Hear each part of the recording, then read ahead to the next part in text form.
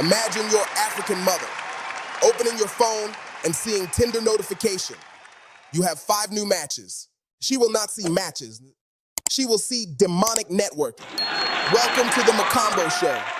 I am your host, Ted Makambo, the only man whose love life has been audited by all aunties in a 10-kilometer radius. Tonight we are talking about African parents versus dating apps. Tinder, Bumble, Hinge, all of them. The battle between swipe right and go back to the village and marry Ngozi. Stay tuned, we're diving into love, tradition, and Wi-Fi confusion. Haha, if you're watching this with your parents, just know, I'm not responsible for any phones that get confiscated tonight. Let's start with this. African parents already had dating apps before Wi-Fi. They're called Aunties. Auntie system. No profile picture, no bio. Just, I know a good girl from a good family. She can cook, she can pray, she can shout amen very loud. You have no say. Your entire future is being negotiated over jollof rice. Meanwhile, modern dating apps are like age, height, hobbies, favorite TV show, attachment style, love language, star sign.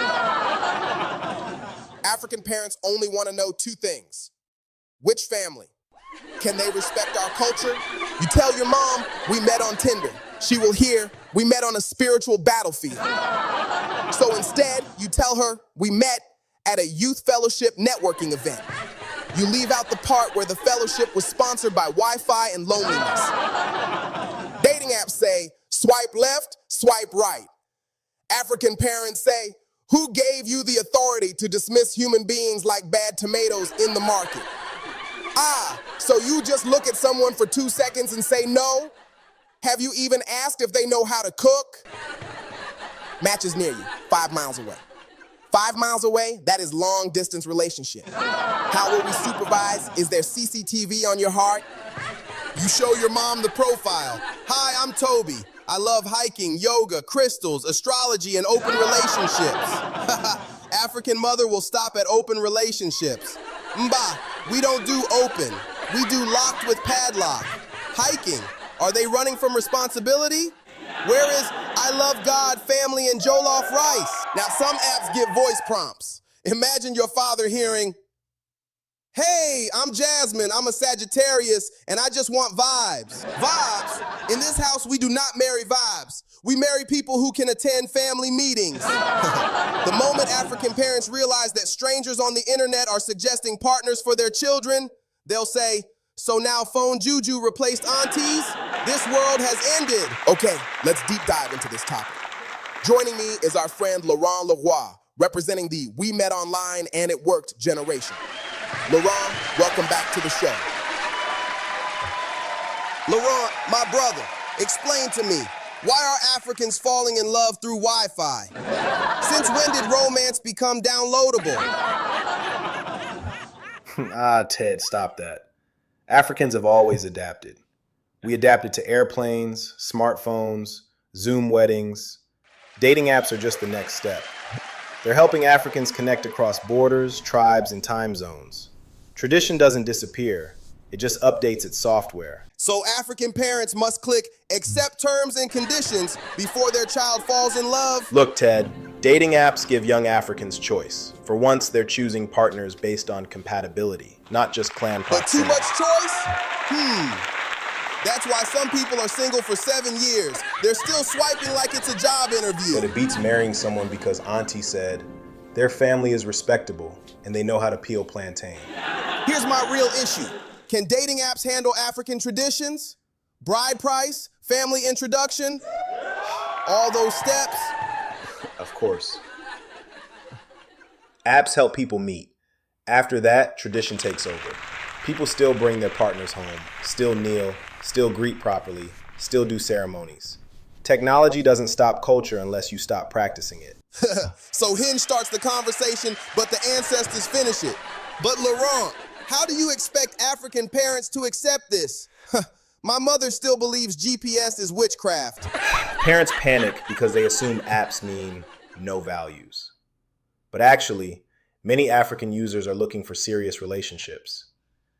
Young people simply want to choose who they'll bring home, not skip bringing them home altogether.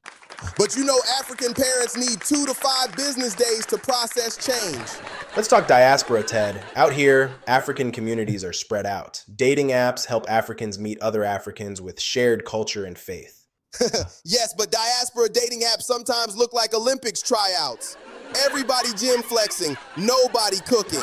And yet, they still find each other and build beautiful cross-cultural African marriages.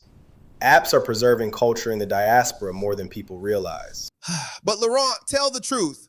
These apps also create confusion, ghosting, deception. True, people pretending but that's to be not what they're unique to not. dating apps. Bad behavior didn't come from technology. It came from humans. If you use apps with values, honesty, intention, respect, you can avoid most of the mess. So what you're saying is, don't swipe with stupidity. African culture has always evolved. Languages, clothing, weddings, even governance. Dating is evolving too. We can modernize without losing identity. Evolution. But when I hear a grown man say, my love language is vibes, I feel like de-evolution is winning. That one is not evolution. That's foolishness. So your final verdict is, dating apps are not the enemy? Exactly. The enemy is how people use them. Apps can help Africans meet meaningful partners while still honoring traditions. Culture survives when we choose to practice it, not when we run away from it. So dating apps plus African values equals peaceful home? Dating apps plus foolishness equals prayer meeting? Exactly. Say no more. Ladies and gentlemen, Laurent Lara. Thank you. Let me paint a scene for you. You're at home chilling. Your mom asks for your phone. Let me check something on WhatsApp. You foolishly say, okay, mom. Notification pops up. Tinder, you have a new match. Chocolate Lion 23 likes you. African mom reads aloud. Tinder. What is Tinder? And who is Chocolate Lion? Is that a human being or dessert? She opens the app, sees your profile picture. You in sunglasses, open shirt, chest shining like you're a backup singer in a music video. Mom, Yesu! This is how you're representing this family online? You wrote, I'm adventurous. I love spontaneous trips and I hate drama. Adventurous? You cried during power outage. And you hate drama? My friend, your whole childhood was drama. Then she scrolls down and sees your preferences. Looking for casual fun, no strings attached. No strings attached? We are about to attach prayer, fasting, and deliverance to your life. Zoba! Jokes aside, my people, dating apps are here. Technology will keep changing.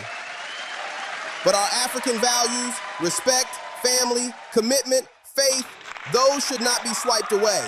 Whether you meet in church, at work, on a plane, or on an app, honor your culture. Don't play with people's hearts. And please, don't give your parents a heart attack with these profiles. I pray for everyone watching. May you find real love, not just algorithms. May your relationships bring peace to your home, not chaos. May your future partner respect your God, your family, and your culture. And may your African parents eventually stop thinking every app is a demon. I am Ted Makambo. This is the Makambo Show. Like, share, subscribe, and tell your aunties we're not canceling them. We're just updating the software. Good night, God bless, and don't let your mother catch your Tinder.